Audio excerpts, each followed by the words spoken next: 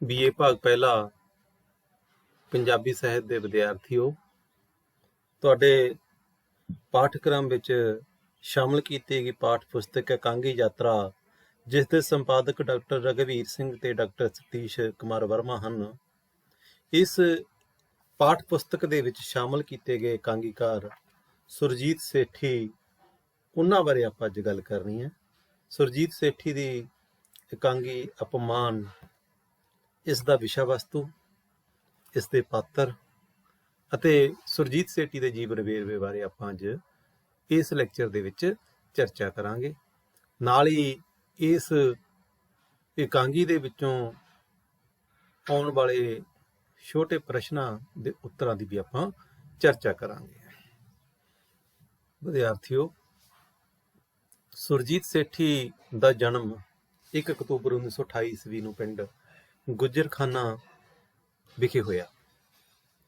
1928 ਦੇ ਵਿੱਚ ਜਿਹੜਾ ਵਰਤਮਾਨ ਪੰਜਾਬ ਹੈ, ਇਹ ਸੰਯੁਕਤ ਪੰਜਾਬ ਹੁੰਦਾ ਸੀ। ਪਾਕਿਸਤਾਨ ਤੇ ਭਾਰਤ ਇੱਕੋ ਹੀ ਦੇਸ਼ ਹੁੰਦੇ ਸਨ। 1947 ਦੇ ਵਿੱਚ ਇਹ ਵੱਖਰੇ ਹੋਏ ਹੈ।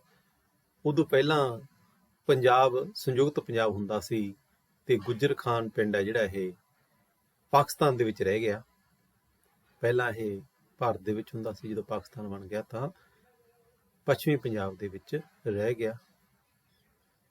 ਉਹਨਾਂ ਨੇ ਅੰਗਰੇਜ਼ੀ ਅਤੇ ਪੰਜਾਬੀ MA ਤੋਂ ਇਲਾਵਾ PhD ਦੀ ਡਿਗਰੀ ਵੀ ਹਾਸਿਲ ਕੀਤੀ। ਵੱਖ-ਵੱਖ ਥਾਵਾਂ ਤੇ ਨੌਕਰੀ ਕਰਨ ਉਪਰੰਤ ਉਹ ਪੰਜਾਬੀ ਯੂਨੀਵਰਸਿਟੀ ਪਟਿਆਲਾ ਨਾਲ ਜੁੜ ਗਏ ਅਤੇ ਉੱਥੋਂ ਥੀਏਟਰ ਅਤੇ ਟੈਲੀਵਿਜ਼ਨ ਵਿਭਾਗ ਵਿੱਚ ਪ੍ਰੋਫੈਸਰ ਵਜੋਂ ਰਿਟਾਇਰ ਹੋ ਗਏ। ਰਿਟਾਇਰਮੈਂਟ ਤੋਂ ਬਾਅਦ ਵੀ ਨਿਰੰਤਰ ਵਿਭਾਗ ਤੇ ਯੂਨੀਵਰਸਿਟੀ ਨਾਲ ਜੁੜੇ ਰਹੇ। ਪੰਜਾਬੀ ਯੂਨੀਵਰਸਿਟੀ ਨੇ ਉਹਨਾਂ ਨੂੰ 1994 ਈਸਵੀ ਦੇ ਵਿੱਚ ਲਾਈਫ ਫੈਲੋਸ਼ਿਪ ਪ੍ਰਦਾਨ ਕੀਤੀ। 21 ਮਾਰਚ 1995 ਨੂੰ ਅਚਾਨਕ ਦਿੱਲੀ ਵਿਖੇ ਦਿਲ ਦਾ ਦੌਰਾ ਪੈਣ ਕਾਰਨ ਉਹ ਇਸ ਦੁਨੀਆ ਨੂੰ ਛੱਡ ਕੇ ਚਲੇ ਗਏ। ਇਸ ਦੁਨੀਆ ਤੇ ਅਲਵਿਦਾ ਕਹਿ ਗਏ।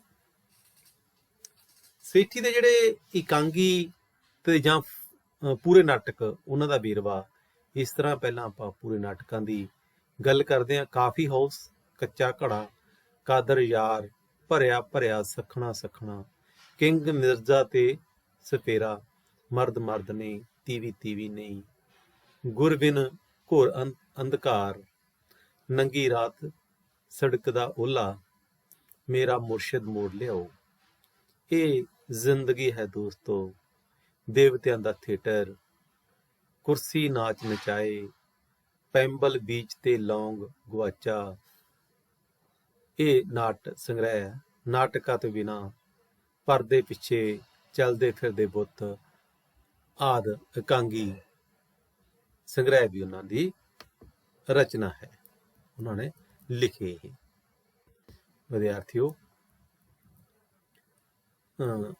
ਇਸ ਤੋਂ ਇਲਾਵਾ ਨਾਟ ਰਚਨਾ ਤੋਂ ਇਲਾਵਾ ਉਸ ਦਾ ਲੇਖਣ ਕਾਰਜ ਬਹੁਤ ਵਿਸ਼ਾਲ ਹੈ। ਨਾਵਲ ਵੀ ਲਿਖੇ ਸੀ ਵੈਸੇ ਉਹਨਾਂ ਨੇ, ਜੀਵਨੀ ਵੀ ਲਿਖੀ ਹੈ, ਸਵੈ ਜੀਵਨੀ ਵੀ ਲਿਖੀ ਹੈ, ਕਹਾਣੀ, ਡਾਇਰੀ, ਸਫ਼ਰਨਾਮਾ, ਆਲੋਚਨਾ ਸਾਹਿਤ ਨਾਲ ਸੰਬੰਧਿਤ ਅਨੇਕਾਂ ਕਿਤਾਬਾਂ ਲਿਖੀਆਂ, ਜਿਨ੍ਹਾਂ ਦੀ ਗਿਣਤੀ ਲਗਭਗ 30 ਦੇ ਕਰੀਬ ਹੈ। ਮੇਰੀ ਸਾਹਿਤਕ ਸਵੈ ਜੀਵਨੀ ਪੰਜਾਬੀ ਯੂਨੀਵਰਸਿਟੀ ਨੇ ਛਾਪੀ। ਅੰਤਮ ਸਮੇਂ ਉਹ ਆਪਣੀ ਸਵੈ ਜੀਵਨੀ ਇਹ ਮੇਰੀ ਮੰਜ਼ਿਲ ਨਹੀਂ ਪੂਰੀ ਕਰਨ ਵਿੱਚ ਰੁੱਝੇ ਹੋਏ ਸਨ। ਡਾਕਟਰ ਸੇਠੀ ਦਾ ਫਿਲਮ, ਰੇਡੀਓ, ਰੰਗਮੰਚ ਤੇ TV ਦਾ ਸਮਾਨਾਂਤਰ ਤਜਰਬਾ ਸੀ। ਇਸ ਦੇ ਸੁਮੇਲ ਵਿੱਚੋਂ ਉਸਨੇ ਨਾਟ ਰਚਨਾ ਕੀਤੀ। ਉਸਦੇ ਨਾਟਕ ਆਧੁਨਿਕ ਮਨੁੱਖ ਦੀਆਂ ਜਟਿਲਤਾਵਾਂ ਦੀ ਪੇਸ਼ਕਾਰੀ ਕਰਦੇ ਹਨ। ਉਸਨੇ ਐਬਸਰਡ ਨਾਟ ਧਾਰਾ ਦੇ ਪ੍ਰਭਾਵ ਅਧੀਨ ਵੀ ਨਾਟ ਰਚਨਾ ਕੀਤੀ, ਪਰ ਆਪਣੇ ਸੱਭਿਆਚਾਰਕ ਪ੍ਰਸੰਗਾਂ ਨੂੰ ਅੱਖੋਂ ਪਰੋਖੇ ਨਹੀਂ ਹੋਣ ਦਿੱਤਾ। ਉਸਦੇ ਨਾਟਕ ਵਿੱਚ ਤਕਨੀਕ ਦੇ ਵਿਸ਼ਾਲ ਪ੍ਰਯੋਗ ਦ੍ਰਿਸ਼ਟੀਗੋਚਰ ਹੁੰਦੇ ਹਨ। ਦ੍ਰਿਸ਼ਟੀਗੋਚਰ ਹੁੰਦਾ ਪੇਸ਼ ਹੋਇਆ। ਉਹ ਰੰਗਮੰਚੀ ਚੇਤਨਾ ਦਾ ਨਾਟਕਕਾਰ ਹੈ। ਰੰਗਮੰਚ ਦੇ ਸਿਧਾਂਤ ਬਾਰੇ ਉਸਨੂੰ ਬੇਇੰਤਹਾ ਜਾਣਕਾਰੀ ਸੀ, ਜਿਸ ਦਾ ਸਮਨਵੈ ਉਸਦੇ ਨਾਟਕਾਂ ਵਿੱਚ ਵੀ ਨਜ਼ਰ ਆਉਂਦਾ। ਇਹ ਪੇਸ਼ਕਾਰੀ ਉਹਦੇ ਨਾਟਕਾਂ ਦੇ ਵਿੱਚ ਵੀ ਦੇਖਣ ਨੂੰ ਮਿਲਦੀ ਹੈ। ਡਾਕਟਰ ਸੇਠੀ ਇੱਕ ਗਤੀਸ਼ੀਲ ਰਚਨਾਕਾਰ ਸਨ। ਆਖਰੀ ਪਲ ਤੱਕ ਉਹ ਆਪਣੀ ਸਿਰਜਣਾਤਮਕਤਾ ਤੇ ਗੌਰਵ ਸੰਗ ਜੀਵਿਆ। ਉਹ ਦਵੰਗ ਸ਼ਖਸੀਅਤ ਦਾ ਮਾਲਕ ਸੀ, ਜਿਸ ਨੇ ਝੁਕਣਾ ਨਹੀਂ ਸੀ ਸਿੱਖਿਆ, ਉਸ ਦੀ ਇਸ ਖੁਦਾਰ ਸ਼ਖਸੀਅਤ ਦਾ ਪਰਛਾਵਾਂ ਉਸ ਦੀ ਰਚਨਾ ਵਿੱਚ ਵੀ ਮੌਜੂਦ ਹੈ। ਡਾਕਟਰ ਸੇਠੀ ਨੇ ਵਿਸ਼ਵ ਦੀਆਂ ਅਲੱਗ-ਅਲੱਗ ਯੂਨੀਵਰਸਿਟੀਆਂ ਵਿੱਚ ਭਾਸ਼ਣ ਦਿੱਤੇ। ਹਰ ਬਣਦਾ ਤਣਦਾ ਸਨਮਾਨ ਉਸਦੇ ਹਿੱਸੇ ਆਇਆ। ਉਸਨੇ ਪੰਜਾਬੀ ਨਾਟਕ ਅਕੈਡਮੀ ਦੀ ਸਥਾਪਨਾ ਵੀ ਕੀਤੀ। ਸੁਰਜੀਤ ਸੇਠੀ ਦੀਆਂ ਹੋਰ ਵੀ ਬਹੁਤ ਸਾਰੇ ਕੰਮ ਆ ਜਿਹੜੇ ਉਹ ਮਿਲਦੇ ਆ ਕੀਤੇ ਹੋਏ। ਇਹ ਇਹਨਾਂ ਦਾ ਜੀਵਨ ਵੇਰਵਾ ਸੀ, ਇਹਨਾਂ ਦੀ ਜਿਹੜੀ ਜ਼ਿੰਦਗੀ ਦੇ ਕੰਮ ਸੀ ਉਹਦੇ ਨਾਲ ਸੰਬੰਧਿਤ ਗੱਲਾਂ ਆਪਾਂ ਕੀਤੀਆਂ। ਹੁਣ ਆਪਾਂ ਉਹਦੀ ਜਿਹੜੀ ਇਕਾਂਗੀ ਆ ਅਪਮਾਨ ਉਹਦੀ ਗੱਲ ਕਰਦੇ ਹਾਂ। ਇਸ ਦੇ ਵਿੱਚ ਜਿਹੜੇ ਪਾਤਰ ਹੈਗੇ ਆ ਸੁਸ਼ਮਾ, ਆਸ਼ਾ, ਬੀਜੀ, ਨੀਨਾ, ਵਿਪਨ, ਡਾਕਟਰ, ਇਹ ਲਗਭਗ 6 ਇਹਦੇ ਪਾਤਰ ਹੈ। ਮੁੱਖ ਪਾਤਰ ਇਹਦੇ ਸੁਸ਼ਮਾ ਤੇ ਵਿਪਨ ਜਾਂ ਬੀਜੀ ਤੇ ਆਸ਼ਾ, ਨੀਨਾ ਵਗੈਰਾ ਹੀ ਹੋਣਗੇ। ਰਾਤ ਦਾ ਸਮਾਂ, ਬਾਹਰ ਜ਼ੋਰ ਦੀ ਹਨੇਰੀ ਚੱਲ ਰਹੀ ਹੈ। ਘਰ ਦੇ ਡਰਾਇੰਗ ਰੂਮ ਵਿੱਚ ਸੁਸ਼ਮਾ ਤੇ ਉਸਦੀ ਨੌਕਰਾਣੀ ਆਸ਼ਾ ਬੈਠੀਆਂ ਹਨ। ਆਸ਼ਾ, ਰਾਤ ਕਿੰਨੀ ਡਰਾਉਣੀ ਹੁੰਦੀ ਜਾ ਰਹੀ ਹੈ ਬੀਜੀ, ਪਰ ਸਾਹਿਬ ਅੱਜ ਵੀ ਵੇਲੇ ਸਿਰ ਘਰ ਨਹੀਂ ਪਹੁੰਚੇ। ਸੁਸ਼ਮਾ ਅੱਗੇ ਕਹਿੰਦੀ ਹੈ, ਆਸ਼ਾ, ਹੁਣ ਇਹ ਹਨੇਰੀ ਝੱਖੜ ਵੀ ਉਹਨਾਂ ਨੂੰ ਮੇਰੇ ਨੇੜੇ ਨਹੀਂ ਲਿਆ ਸਕਦੇ। ਆਸ਼ਾ, ਬੀਬੀ ਜੀ ਤੁਹਾਡੀਆਂ ਗੱਲਾਂ ਸਮਝ ਨਹੀਂ ਆਉਂਦੀਆਂ। ਸੁਸ਼ਮਾ, ਤੂੰ ਕੀ ਲੈਣਾ ਹੈ ਸਮਝ ਕੇ, ਜਾ ਆਪਣਾ ਕੰਮ ਕਰੋ। ਆਸ਼ਾ, ਬੀਬੀ ਜੀ ਕੁਝ ਦਿਨਾਂ ਤੋਂ ਤੁਸੀਂ ਇੰਨੇ ਉਦਾਸ ਕਿਉਂ ਰਹਿੰਦੇ ਹੋ? ਸਾਹਿਬ ਨਾਲ ਵੀ ਤੁਸੀਂ ਕੋਈ ਗੱਲ ਨਹੀਂ ਕਰਦੇ। ਸੁਸ਼ਮਾ, ਤੇਰੇ ਸਾਹਿਬ ਮੈਨੂੰ ਬੁਲਾਉਂਦੇ ਹੀ ਨਹੀਂ। ਆਸ਼ਾ, ਡਿੰਪੂ ਰੋਜ਼ ਪਾਪਾ ਨੂੰ ਯਾਦ ਕਰਦਾ ਸੋ ਜਾਂਦਾ ਹੈ, ਪਰ ਪਾਪਾ ਹੋਰੀ ਐਸੇ ਨੇ ਕਿ ਆਉਂਦੇ ਹੀ ਨਹੀਂ। ਸੁਸ਼ਮਾ, ਮੈਨੂੰ ਤਾਂ ਪਤਾ ਹੀ ਨਹੀਂ ਲੱਗਦਾ ਆਸ਼ਾ ਕਿ ਉਹ ਕਿਸ ਵੇਲੇ ਆਉਂਦੇ ਨੇ ਤੇ ਕਿਸ ਵੇਲੇ ਚਲੇ ਜਾਂਦੇ ਨੇ। ਆਸ਼ਾ, ਇਸ ਦਾ ਕੋਈ ਕਾਰਨ ਵੀ ਤਾਂ ਹੋਏਗਾ ਬੀਬੀ ਜੀ। ਸੁਸ਼ਮਾ, ਮੈਨੂੰ ਨਹੀਂ ਪਤਾ ਆਸ਼ਾ, ਮੈਨੂੰ ਜਾਣਨ ਦੀ ਕੋਈ ਲੋੜ ਵੀ ਨਹੀਂ। ਖੈਰ ਛੱਡ ਇਹਨਾਂ ਗੱਲਾਂ ਨੂੰ। ਹਾਂ ਸੱਚੀ, ਮੈਨੂੰ ਅੱਜ ਇੱਕ ਬੜਾ ਡਰਾਉਣਾ ਸੁਪਨਾ ਆਇਆ। ਆਸ਼ਾ, ਕੀ ਬੀਬੀ ਜੀ? ਸੁਸ਼ਮਾ, ਮੈਂ ਵੇਖਿਆ ਸਾਡੇ ਘਰ ਨੂੰ ਅੱਗ ਲੱਗ ਗਈ ਹੈ, ਹੋਰ ਸਾਰੇ ਬਚ ਗਏ ਨੇ, ਪਰ ਮੇਰੀਆਂ ਬਾਹਾਂ, ਹੱਥ ਤੇ ਪੈਰ ਅੱਗ ਵਿੱਚ ਝੁਲਸ ਗਏ ਨੇ। ਇੰਨੀ ਬਦਸੂਰਤ ਹੋ ਗਈ ਹਾਂ ਕਿ ਮੇਰੇ ਚਿਹਰੇ ਵੱਲ ਕਿਸੇ ਦਾ ਵੇਖਣ ਨੂੰ ਵੀ ਦਿਲ ਨਹੀਂ ਕਰਦਾ। ਆਸ਼ਾ, ਰਾਮ ਰਾਮ ਕਰੋ ਬੀਬੀ ਜੀ, ਇਹੋ ਜਿਹੇ ਸੁਪਨੇ ਕਦੇ ਸੱਚ ਨਹੀਂ ਹੁੰਦੇ। ਸੁਸ਼ਮਾ, ਮੈਂ ਤਾਂ ਚਾਹੁੰਦੀ ਹਾਂ ਆਸ਼ਾ ਕਿ ਇਹ ਸੁਪਨਾ ਸੱਚ ਹੋ ਜਾਵੇ। ਮੈਨੂੰ ਆਪਣੇ ਆਪ ਤੋਂ ਨਫ਼ਰਤ ਹੁੰਦੀ ਹੈ। ਮੈਨੂੰ ਆਪ ਆਪਣੀ ਜ਼ਿੰਦਗੀ ਨਾਲ ਕੋਈ ਦਿਲਚਸਪੀ ਨਹੀਂ ਰਹੀ। ਆਸ਼ਾ, ਬੀਬੀ ਜੀ। ਸੁਸ਼ਮਾ, ਤੈਨੂੰ ਆਖਿਆ ਹੈ ਨਾ ਕਿ ਤੈਨੂੰ ਇਹਨਾਂ ਗੱਲਾਂ ਦੀ ਸਮਝ ਨਹੀਂ ਆਉਣੀ, ਤੂੰ ਜਾ ਆਪਣਾ ਕੰਮ ਕਰ। ਆਸ਼ਾ, ਮੈਂ ਚਲੀ ਹਾਂ ਬੀਬੀ ਜੀ, ਬਾਹਰ ਤਾਂ ਮੀਂਹ ਵੀ ਪੈਣ ਲੱਗ ਪਿਆ, ਹੁਣ ਸਾਹਿਬ ਕਿਸ ਤਰ੍ਹਾਂ ਆਉਣਗੇ? ਬਾਹਰ ਦੀ ਕੁੰਡੀ ਖੜਕਦੀ ਹੈ। ਸੁਸ਼ਮਾ, ਵੇਖ ਸ਼ਾਇਦ ਆ ਗਏ ਹੋਣ। ਆਸ਼ਾ ਕੁੰਡੀ ਖੋਲ੍ਹਣ ਜਾਂਦੀ ਹੈ ਆਪਣੇ ਆਪ ਨਾਲ। ਉਹ ਚਾਹੁੰਦੇ ਨੇ ਕਿ ਮੈਂ ਉਹਨਾਂ ਨੂੰ ਬੁਲਾਵਾਂ, ਭਲਾ ਮੈਨੂੰ ਕੀ ਲੋੜ ਪਈ ਹੈ ਉਹਨਾਂ ਨੂੰ ਬੁਲਾਉਣ ਦੀ। ਬੀਜੀ। ਸੁਸ਼ਮਾ, ਬੀਜੀ ਤੁਸੀਂ ਇਸ ਹਨੇਰੀ ਰਾਤ ਵਿੱਚ? ਬੀਜੀ, ਗੱਲ ਹੀ ਐਸੀ ਸੀ ਕਿ ਕਰਦੀ ਬੇਟਾ ਜੀ। ਕੀ ਗੱਲ ਹੈ? ਬੀਜੀ, ਜਿਵੇਂ ਤੈਨੂੰ ਪਤਾ ਹੀ ਨਹੀਂ ਹੁੰਦਾ। ਫਿਰ ਵੀ ਤੂੰ ਤਾਂ ਮੈਨੂੰ ਨਹੀਂ ਲਿਖਿਆ ਬੇਟੀ, ਪਰ ਮੈਨੂੰ ਤੁਹਾਡੇ ਝਗੜੇ ਦਾ ਪਤਾ ਲੱਗ ਗਿਆ ਸੀ। ਸੁਸ਼ਮਾ, ਬੀਜੀ, ਤੇਰੀ ਗੁਆਂਢਣ ਕੱਲ ਮੈਨੂੰ ਅੰਮ੍ਰਿਤਸਰ ਮਿਲੀ ਸੀ, ਕਹਿਣ ਲੱਗੀ ਤੇਰੀ ਧੀ ਦਾ ਘਰ ਤਾਂ ਨਰਕ ਬਣਿਆ ਹੋਇਆ ਹੈ। ਸੁਸ਼ਮਾ ਰੋਂਦੀ ਹੋਈ, ਹਾਂ ਬੀਜੀ, ਇਹ ਗੱਲ ਕਾਫੀ ਹੱਦ ਤੱਕ ਠੀਕ ਹੈ। ਤੈਨੂੰ ਤਾਂ ਹੁਣ ਆਪਣਾ ਆਪ ਵੀ ਇਹ ਬੋਝ ਜਿਹਾ ਜਾਪਣ ਲੱਗ ਪਿਆ ਏ। ਬੀਜੀ, ਝਗੜੇ ਦਾ ਕਾਰਨ ਕੀ ਹੈ? ਝਗੜੇ ਦਾ ਕਾਰਨ ਸ਼ਾਇਦ ਮੇਰੀ ਇਹ ਸੁੰਦਰਤਾ ਹੈ, ਤੇ ਜਾਂ ਇਸ ਸੁੰਦਰਤਾ ਦਾ ਅਹਿਸਾਸ ਜੋ ਬੀਜੀ ਸਭ ਤੋਂ ਪਹਿਲਾਂ ਮੇਰੇ ਮਨ ਵਿੱਚ ਤੁਸੀਂ ਪੈਦਾ ਕੀਤਾ ਸੀ। ਤੁਸੀਂ ਹੀ ਤਾਂ ਮੈਨੂੰ ਬਚਪਨ ਤੋਂ ਕਹਿੰਦੇ ਰਹੇ ਹੋ, ਤੂੰ ਬਹੁਤ ਸੋਹਣੀ ਹੈ, ਪਰੀਆਂ ਤੋਂ ਵੀ ਵੱਧ ਸੋਹਣੀ। ਬੀਜੀ, ਇਸ ਵਿੱਚ ਕੀ ਸ਼ੱਕ ਹੈ? ਇਹੋ ਤਾਂ ਤੇਰੀ ਬਦਕਿਸਮਤੀ ਦਾ ਕਾਰਨ ਹੈ। ਸਕੂਲ ਵਿੱਚ ਤੇ ਫਿਰ ਕਾਲਜ ਵਿੱਚ ਵੀ ਮੇਰੇ ਜਮਾਤੀ ਮੇਰੀ ਸੁੰਦਰਤਾ ਦੀਆਂ ਸਿਫਤਾਂ ਕਰਦੇ ਰਹੇ। ਉੱਥੇ ਨਾ ਅਸਲ ਦੇ ਵਿੱਚ ਲਿਖਣਾ, ਇਹੋ ਤਾਂ ਮੇਰੀ ਬਦਕਿਸਮਤੀ ਦਾ ਕਾਰਨ ਹੈ। ਆਪਣੇ ਆਪ ਨੂੰ ਕਹਿ ਰਹੀ ਹੈ। ਸਾਰੇ ਜਿਹੜੇ ਦੋਸਤ ਮਿੱਤਰ ਸੀ ਉਹ ਮੇਰੀ ਸਿਫਤਾਂ ਕਰਦੇ ਸੀ। ਕਾਲਜ ਵਿੱਚ ਹੋਣ ਵਾਲੇ ਸਾਰੇ ਸਮਾਗਮਾਂ ਵਿੱਚ, ਨਾਟਕਾਂ ਵਿੱਚ, ਖੇਡਾਂ ਦੀ ਮੈਂ ਜਾਣ ਸਮਝੀ ਜਾਂਦੀ ਸਾਂ, ਸਿਰਫ ਇਸ ਲਈ ਕਿ ਮੈਂ ਸੁੰਦਰ ਸਾਂ। ਮੇਰੀ ਸੁੰਦਰਤਾ ਦੇ ਹਰ ਪਾਸੇ ਚਰਚੇ ਸਨ। ਮੇਰੀਆਂ ਗਲੀਆਂ ਵਿੱਚ, ਮੇਰੇ ਵਾਕਫਾਂ ਵਿੱਚ, ਸਾਰੇ ਰਿਸ਼ਤੇਦਾਰਾਂ ਵਿੱਚ ਰੋਂਦੀ ਹੈ। ਤੇ ਜੀ ਜਦ ਵਿਪਨ ਨੇ ਮੈਨੂੰ ਜੀਵਨ ਸਾਥੀ ਚੁਣਿਆ ਤਾਂ ਮੈਂ ਇਹੋ ਸਮਝਦੀ ਸਾਂ ਕਿ ਉਹ ਮੇਰੀ ਸੁੰਦਰਤਾ ਤੇ ਹੀ ਰਿਝਿਆ ਹੈ, ਜ਼ਿੰਦਗੀ ਭਰ ਮੇਰੀ ਸੁੰਦਰਤਾ ਦੀਆਂ ਸਿਫਤਾਂ ਕਰਦਾ ਰਹੇਗਾ। ਜੀ ਤੇ ਹੁਣ ਕੀ ਹੋਇਆ ਸੁਸ਼ਮਾ? ਕੁਝ ਵੀ ਨਹੀਂ ਹੋਇਆ ਜੀ, ਸਿਰਫ ਮੇਰੇ ਸੁਪਨੇ ਵਿਖਰ ਗਏ ਨੇ। ਮੈਂ ਰੇਤ ਦੀਆਂ ਕੰਧਾਂ ਉੱਤੇ ਜਿਹੜੇ ਮਹਿਲ ਉਸਾਰੇ ਸਨ, ਉਹ ਤੇਜ਼ ਹਵਾ ਦੇ ਇੱਕੋ ਬੁੱਲੇ ਨੇ ਢਾਹ ਦਿੱਤੇ ਨੇ। ਜੀ ਬੁਝਾਰਤਾਂ ਕਿਉਂ ਪਾਉਂਦੀ ਹੈ ਸੁਸ਼ਮਾ? ਮੇਰੀ ਜ਼ਿੰਦਗੀ ਹੀ ਇੱਕ ਬੁਝਾਰਤ ਬਣ ਗਈ ਹੈ ਜੀ। ਸ਼ਾਇਦ ਤੁਸੀਂ ਵੀ ਇਸ ਨੂੰ ਨਾ ਸਮਝ ਸਕੋ। ਬੜੀ ਅਨੋਖੀ ਬਿਮਾਰੀ ਹੈ ਮੈਨੂੰ।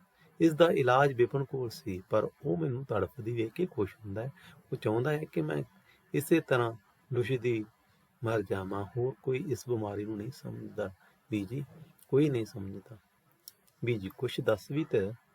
ਕੀ ਦੱਸਾਂ ਮੈਂ ਸਮਝਦੀ ਸਾਂ ਕਿ ਵਿਆਹ ਤੋਂ ਪਿੱਛੋਂ ਵਿਪਨ ਮੇਰੇ ਵਾਲਾਂ ਦੀਆਂ ਸਿਫਤਾਂ ਕਰੇਗਾ, ਮੇਰੀਆਂ ਅੱਖਾਂ ਦੀਆਂ ਨੀਲਹਾਟਾਂ ਵਿੱਚ ਗੁੰਮ ਹੋ ਜਾਣਾ ਚਾਹੇਗਾ,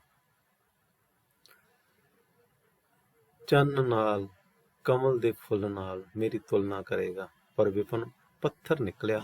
ਜਦ ਦਾ ਸਾਡਾ ਵਿਆਹ ਹੋਇਆ ਹੈ, ਉਸਨੇ ਇੱਕ ਵਾਰ ਵੀ ਮੇਰੀ ਸੁੰਦਰਤਾ ਦੀ ਤਾਰੀਫ ਨਹੀਂ ਕੀਤੀ। ਉਹ ਸੁੰਦਰਤਾ ਜਿਸ ਦੀਆਂ ਸਾਰੇ ਸਿਫਤਾਂ ਕਰਦੇ ਥੱਕਦੇ ਨਹੀਂ ਸਨ, ਵਿਪਨ ਨੂੰ ਨਜ਼ਰ ਨਾ ਆਈ। ਜੀ ਬਸ ਇਹੋ ਝਗੜੇ ਦਾ ਕਾਰਨ ਹੈ ਸੁਸ਼ਮਾ। ਇਹ ਕੀ ਘਾਟੇ ਵੀ? ਉਹ ਕਹਿੰਦੇ ਨੇ ਮੈਂ ਤੇਰੀ ਸੁੰਦਰਤਾ ਉੱਤੇ ਕਦੀ ਵੀ ਨਹੀਂ ਰਿਝਿਆ। ਫਿਰ ਉਹਨਾਂ ਨੇ ਮੇਰੇ ਨਾਲ ਵਿਆਹ ਕਿਉਂ ਕੀਤਾ?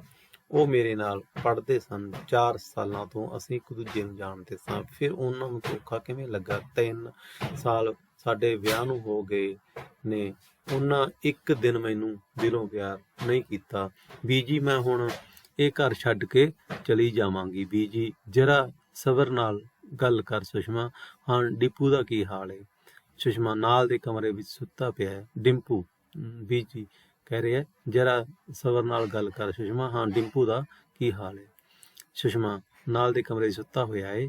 ਇਹ ਡਿੰਪੂ ਨਾ ਹੁੰਦਾ ਤਾਂ ਮੈਂ ਕਦੋਂ ਦੀ ਇਸ ਕਲੇਸ਼ ਚੋਂ ਨਿਕਲ ਜਾਂਦੀ। MA ਤੱਕ ਪੜ੍ਹੀ ਹੋਈ ਹਾਂ, ਆਪਣੇ ਲਈ ਮੈਂ ਕਮਾ ਸਕਦੀ ਹਾਂ। ਜੀ ਪਰ ਤੂੰ ਇੰਨਾ ਕੁਝ ਸੋਚ ਕਿਵੇਂ ਰਹੀ ਹੈ ਸੁਸ਼ਮਾ?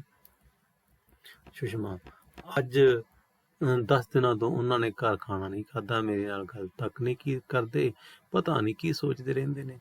ਕਹਿੰਦੇ ਨਹੀਂ ਮੈਂ ਇਕੱਲਾ ਰਹਿਣਾ ਚਾਹੁੰਦਾ, ਬਿਲਕੁਲ ਇਕੱਲਾ। ਜੇ ਇਕੱਲਾ ਹੀ ਰਹਿਣ ਦੀ ਖਾਸ਼ ਸੀ ਤਾਂ ਮੈਨੂੰ ਕਿਉਂ ਪੱਟਿਆ? ਜੀ ਕੋਈ ਹੋਰ ਝਗੜਾ ਵੀ ਹੋਇਆ ਹੈ ਤੁਹਾਡੇ ਵਿੱਚ? ਸੁਸ਼ਮਾ ਹਰ ਗੱਲ ਵਿੱਚ ਮੈਨੂੰ ਮੂਰਖ, ਬੇਵਕੂਫ, ਪਾਗਲ ਕਹਿੰਦੇ ਰਹਿੰਦੇ ਨੇ। ਇੱਕ ਦਿਨ ਆਖਣ ਲੱਗੇ ਮੈਂ ਤੇਰੇ ਨਾਲ ਵਿਆਹ ਕਰਕੇ ਭਾਰੀ ਗਲਤੀ ਕੀਤੀ ਹੈ। ਮੈਂ ਤੈਨੂੰ ਉੱਚੀ ਮੱਤ ਵਾਲੀ ਬੌਧਿਕ ਕੁੜੀ ਸਮਝਦਾ ਸਾਂ, ਪਰ ਤੂੰ ਸਿਰਫ ਸਜੀ ਫਬੀ ਦੁਲਹਨ ਹੀ ਬਣ ਕੇ ਰਹਿ ਗਈ ਹੈ। ਇਸ ਤੋਂ ਵੱਧ ਕੁਝ ਨਹੀਂ। ਮੈਂ ਉਹਨਾਂ ਦੀਆਂ ਇਹੋ ਜਿਹੀਆਂ ਗੱਲਾਂ ਸੁਣ ਕੇ ਤੰਗ ਆ ਗਈਆਂ। ਜੀ ਚੰਗਾ, ਤੇਰੀਆਂ ਹੋਰ ਗੱਲਾਂ ਸਵੇਰੇ ਸੁਣਾਂਗੀ। ਹੁਣ ਤਾਂ ਮੈਂ ਥੱਕੀ ਹੋਈ ਹਾਂ, ਜਰਾ ਆਰਾਮ ਕਰਾਂ। ਇੰਨਾ ਮੈਨੂੰ ਪਤਾ ਲੱਗ ਗਿਆ ਹੈ ਕਿ ਕੋਈ ਖਾਸ ਗੰਭੀਰ ਮਾਮਲਾ ਨਹੀਂ। ਤੁਸੀਂ ਆਰਾਮ ਕਰੋ ਜੀ ਚਲੇ ਜਾਂਦੇ ਹਨ ਆਪਣੇ ਆਪ ਨਾਲ। ਕੋਈ ਗੰਭੀਰ ਮਾਮਲਾ ਨਹੀਂ। ਇਹਨਾਂ ਸਾਰਿਆਂ ਨੂੰ ਇਹ ਮਾਮੂਲੀ ਗੱਲਾਂ ਜਾਪਦੀਆਂ ਨੇ। ਸ਼ਾਇਦ ਮੈਂ ਹੀ ਪਾਗਲ ਹਾਂ, ਇਸ ਵਿੱਚ ਕੋਈ ਸ਼ੱਕ ਨਹੀਂ। ਪਾਗਲ ਹਾਂ। ਸ਼ੀਸ਼ੇ ਅੱਗੇ ਜਾਂਦੀ ਹੈ। ਮੈਂ ਸੁੰਦਰ ਹਾਂ। ਇਹ ਸ਼ੀਸ਼ਾ ਮੈਨੂੰ ਕਿਉਂ ਮੁੜ ਅਹਿਸਾਸ ਕਰਵਾਉਂਦਾ ਹੈ ਕਿ ਮੈਂ ਸੁੰਦਰ ਹਾਂ? ਇਹ ਸ਼ੀਸ਼ਾ ਮੈਨੂੰ ਕਿਉਂ ਯਾਦ ਦਿਵਾਉਂਦਾ ਹੈ ਕਿ ਮੇਰੀ ਸੁੰਦਰਤਾ ਦਾ ਨਿਰਾਦਰ ਹੋਇਆ ਹੈ? ਮੇਰੀ ਸੁੰਦਰਤਾ ਦਾ ਨਿਰਾਦਰ ਹੋਵੇ ਤੇ ਮੈਂ ਚੁੱਪ ਰਹਾਂ? ਮੇਰੀ ਅਣਖ ਨੂੰ, ਮੇਰੇ ਵਕਾਰ ਨੂੰ ਸੱਟਾਂ ਮਾਰੀਆਂ ਜਾਣ ਤਾਂ ਮੈਂ ਸੀ ਨਾ ਕਰਾਂ? ਮੇਰੀ ਸੁੰਦਰਤਾ ਨੂੰ, ਮੇਰੇ ਜਵਾਨੀ ਨੂੰ ਨੇ, ਮੇਰੇ ਪਿਆਰ ਨੇ ਆ ਕੇ ਟਕਰਾਂ ਵੀ ਮਾਰੀਆਂ ਤਾਂ ਇੱਕ ਪੱਥਰ ਦਿਲ ਇਨਸਾਨ ਨਾਲ। ਇਹੋ ਮੇਰੀ ਕਿਸਮਤ ਸੀ। ਇਹ ਮੇਰੇ ਲੇਖ ਸਨ।